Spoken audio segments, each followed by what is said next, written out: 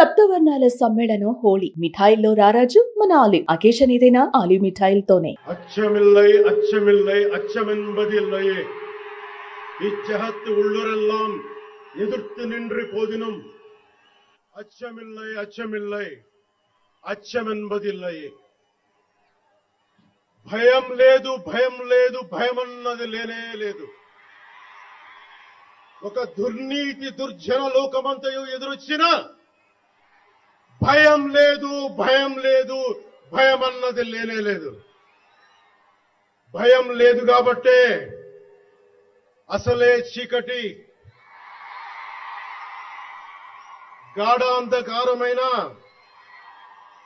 వెళ్లే దారంతా గోతులు గుంతలు లోయలు అగాధాలు ఉన్నా ఇల్లేమో దూరమైన చేతిలో దీపం లేకపోయినా గుండె ధైర్యమే కవచంగా ధరించిన వాణ్ణి కనుకే అన్ని ఒక్కడే అయి 2014లో జనసేన పార్టీని స్థాపించాం. భావ తీవ్రత ఉంది గనుకే 2018లో పోరాట యాత్ర చేశాం. ఓటమి భయం లేదు కాబట్టే 2019లో పోటీ చేశాం. ఓడినా అడుగు ముందుకే వేశాం. మనం నిలబడ్డాం, పార్టీని నిలబెట్టాం. మనం నిలదొక్కుకున్నాం. మనం నిలదొక్కుకోవటమే కాకుండా 4 దశాబ్దాల టీడీపీ పార్టీని కూడా నిలబెట్టాం.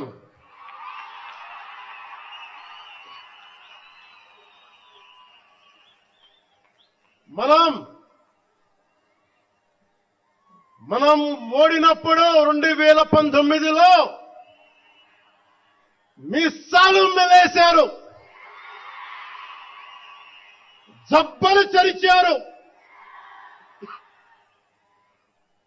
తొడలు కొట్టారు, మన ఆడపడుచుల్ని అవమానించారు,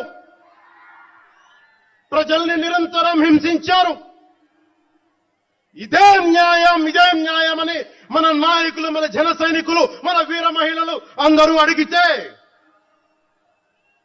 గొంతెత్తితే వారిపైన కేసులు పెట్టారు, జైళ్లలో పెట్టారు, నిర్బంధంలో తోశారు. విమానులకి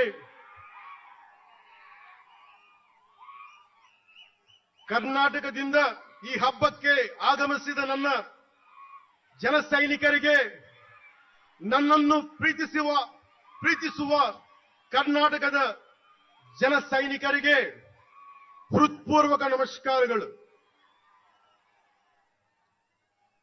చాలా భాషలు అయిపోయినాయి కదా. అది మీకు అర్థమైంది కదా.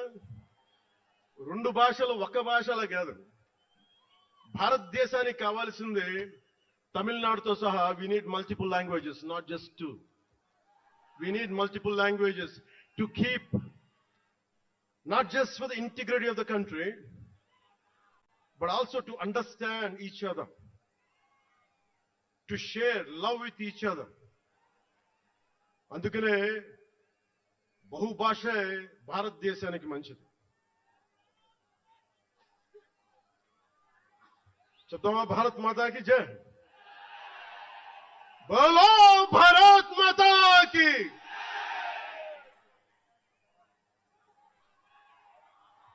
అలాగే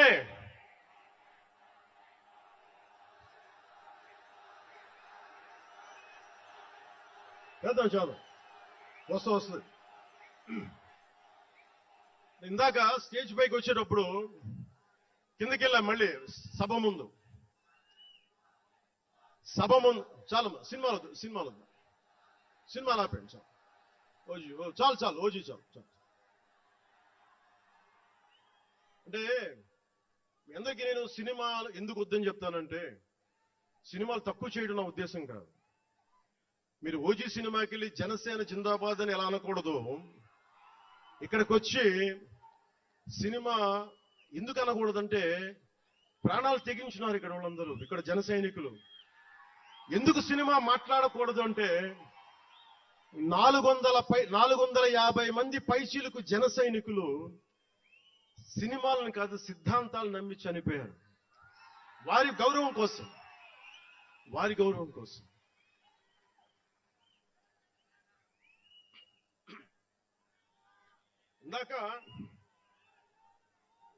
ఇందాక ఉదయం ఆగకూడదు. వినండి, మీరు వింటలేదని అర్థం. నా పేరు అరుస్తున్నారంటే మీరు నా మాట వింటలేదని.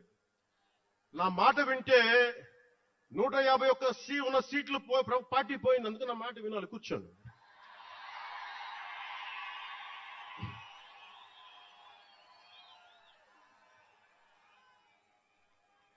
ముందుగా నేను 11 సంవత్సరాల క్రితం పార్టీ పెట్టినప్పుడు, ఈరోజు మీకు డేటాలు చెప్పను, ఎన్డీఏ ప్రభుత్వం గురించి వీటిని చెప్పలేను. నేను మీతోటి 11 సంవత్సరాలు పార్టీని ఎలా నడిపాం, ఏ బేసిస్ తో నడిపాం, నా కష్టాలేంటి, నేను పడ్డ ఇబ్బందులేంటి, కొన్ని పంచుకుంటాను. అన్ని పంచుకుంటే సంవత్సరం కావాలి. నేను ఓటమిలు ఎలా ఉంటాను, గెలుపులు ఎలా ఉంటాను, మీరు నా గుండెల్లో పెట్టుకున్న వాళ్ళు, మీరందరూ నా గుండెల్లో పెట్టుకున్నదండి. మీకు మించిన కుటుంబం నాకు లేదు. అలాంటి నేను 2014లో ఒక్కడే కూర్చొని జ్వలిస్తూ మదించిపోతూ మన ఆలోచనతో మధిస్తూ ఎలా చెప్పాలి, పెద్ద రాజకీయాల మీద నా చాలా మంది కసరత్తులు చేసిన వాడిని కాదు. 2009లో అప్పుడు రాజకీయ ప్రస్థానం తప్ప. 2003లో నేను మా నాన్నకి చెప్పాను ఫస్ట్. ఈరోజు మా నాన్నగారు లేరు, స్వర్గస్థులయ్యారు. మా నాన్నకి మా అమ్మకి 2003లో చెప్పారు, అమ్మ నేను ఒకరోజు పాలిటిక్స్కి వెళ్తాను. మా నాన్నకి నచ్చల మాట. శుభ్రమైన కెరీర్ పెట్టుకొని పిచ్చేంట్రా నీగానే. కానీ నేను చెప్పలేకపోయినా. ఆ రోజున నేను సినిమాలని దృష్టిలో పెట్టుకొని ఎదగలేదు, సమాజాన్ని దేశాన్ని దృష్టిలో పెట్టుకుని ఎదిగాను. సినిమా నాకు ఉపకరణం అయింది కానీ సినిమా నా జీవితం కాలం. చెప్పలేకపోయినా ఆ రోజున. నన్ను చాలా మంది, మీరు అందరికీ నాకు గద్దరన్న ఎలా పరిచయం అనుకుంటున్నారు మీరు? రాజకీయాల ద్వారా కాదు. గద్దరన్న ఖుషీ సినిమా చూసి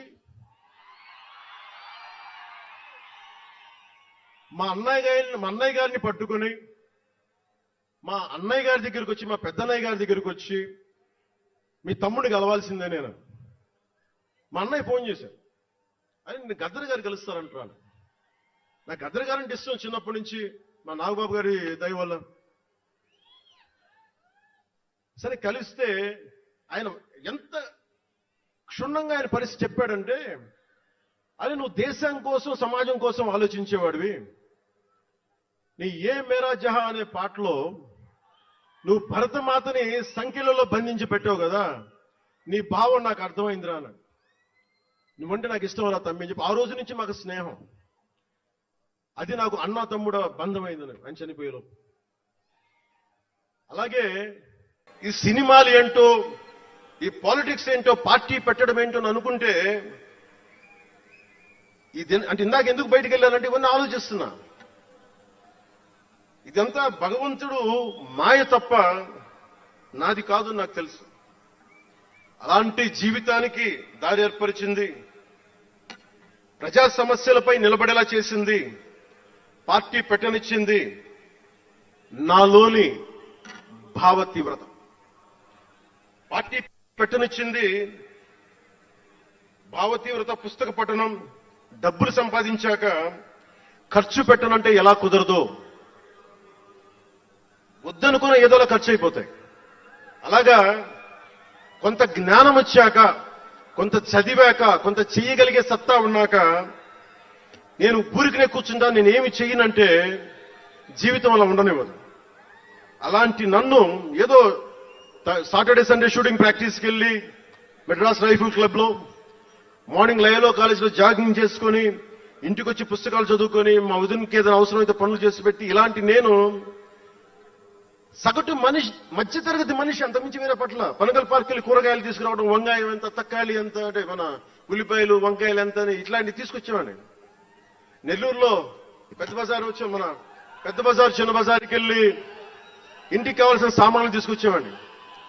నాకు అంతమించి జీవితాన్ని కోరుకోలేదు నేను. అలాంటిది నేను యాక్టర్ అయ్యాను, ఈ రోజున పొలిటికల్ లీడర్ అయ్యాను, దేశమంతా గుర్తించే అయ్యానంటే ఇది ఏది కూడా నేను కోరుకుంది కాదు, నాకు ఇవ్వబడింది. అందుకే నేను కర్మే చేస్తాను, నేను ఫలితం ఆశించను.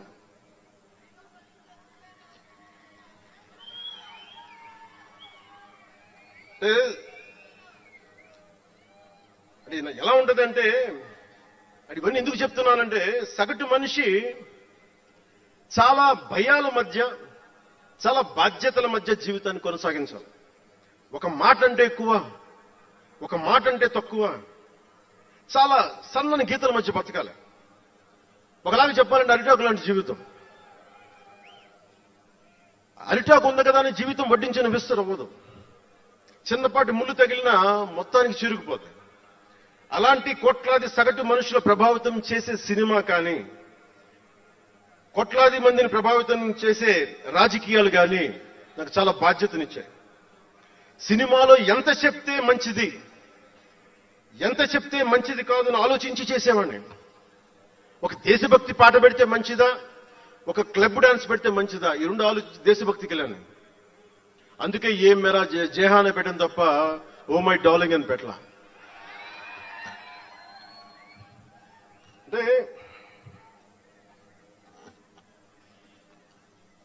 ఎందుకు నేను ఆలోచిస్తానంటే, మనిషి మనెవరూ శాశ్వతం కాదు. మాట అది మంచి అయినా చెడైనా, అందుకే ఆలోచించే మాట్లాడతాను ఎప్పుడు. ఈ అన్న మాట ఒక తరం 2-3 తరాలు ఉండిపోతే పర్యవసానం ఏంటి, ఎనీ పబ్లిక్ పాలసీ, ఇవన్నీ ఆలోచించి నేను జనసేన కోసం ప్రతిపాదించిన 7 సిద్ధాంతాలు చాలా మదించి, శోధించి, తర్కించి మీ ముందు పెట్టింది. సంవత్సరం కాదు, 2 సంవత్సరాలు కాదు, నేను టీనేజర్ గా ఉన్నప్పటి నుంచి నాకు నెల్లూరు డైకస్ రోడ్లో డాక్టర్ కరీముల్లా గారు నాకు ఆస్తమాకు వచ్చినప్పుడల్లా నాకు డెర్ఫ్లిన్ ఇంజెక్షన్ ఇచ్చేవాళ్ళు. ఆయన కోసం వెయిట్ చేస్తా ఉంటే ఒక బోర్డు నన్ను ఆకర్షించేది, prevention is better than cure అని. దాన్ని ఎప్పుడు గుర్తుండిపోయింది నాకు. అంటే వ్యాధి నివారణ కంటే, వ్యాధి చికిత్స కంటే కూడా వ్యాధి నివారణ మేలని.